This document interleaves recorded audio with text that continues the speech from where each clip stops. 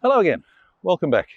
As promised, I'm going to follow up on some of the incident reports that I've been bringing you in the last couple of months, because there's an important thing to remember, especially for those of you who, like me, are closer to the end of your career than the beginning.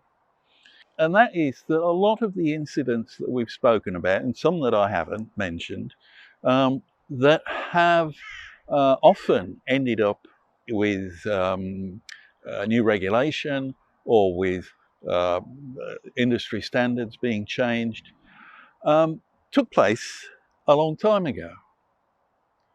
For instance, Exxon Valdez, the wreck of the oil tanker in Alaska, that was 1988.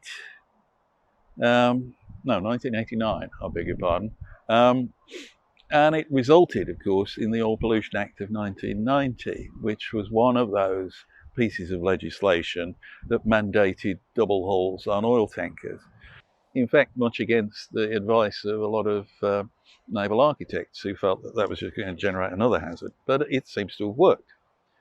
But that's 30 years ago. So if you think about it, anybody in your organization who's under 40 years of age probably doesn't remember that. Similarly, Flixborough explosion in the north of England in a chemical production facility, which I think was another one of those, as I call them, the what's the worst that can happen accident. That killed a lot of people. And that was 1974.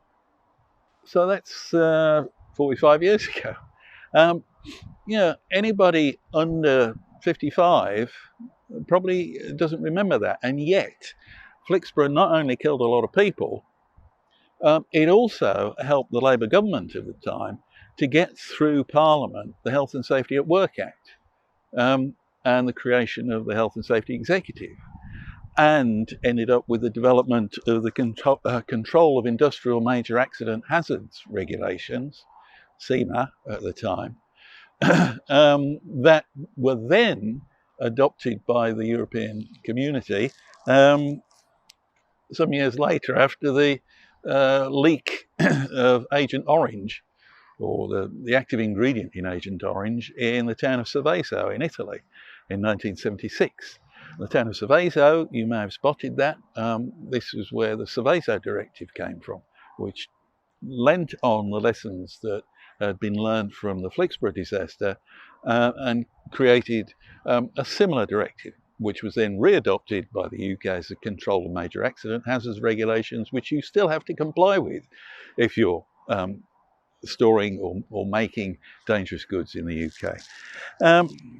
Mississauga, we spoke about that a few weeks ago. Massive evacuation in this town in Ontario in Canada after a derailment of a train carrying chlorine, propane, all sorts of other things.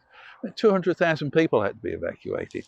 That led to the adoption, initially by the Canadian chemical industry, of responsible care, which you still have to comply with, and is implemented throughout the supply chain now.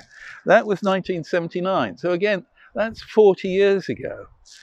Herborn in Germany, the crash involving a gasoline tanker at the bottom of a hill, killed 4 people, resulted in lots of changes in German legislation, and indeed led to the putting in place requirements to have a dangerous goods safety advisor.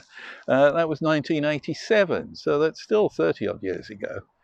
And MSC Flaminia, that might be more familiar to people because that was only 7 years ago, 2012. But if you were watching the Olympics, you may have missed it. If you remember, in fact, the operator wanted to bring it into Lyme Bay for shelter, but the British government said, "You've got to be kidding. The Olympic yachting is going on off Weymouth. You're not having something on fire near there." My point is, though, that these things are receding in time, and people of my age remember them. People who are coming into the industry need to be told about them.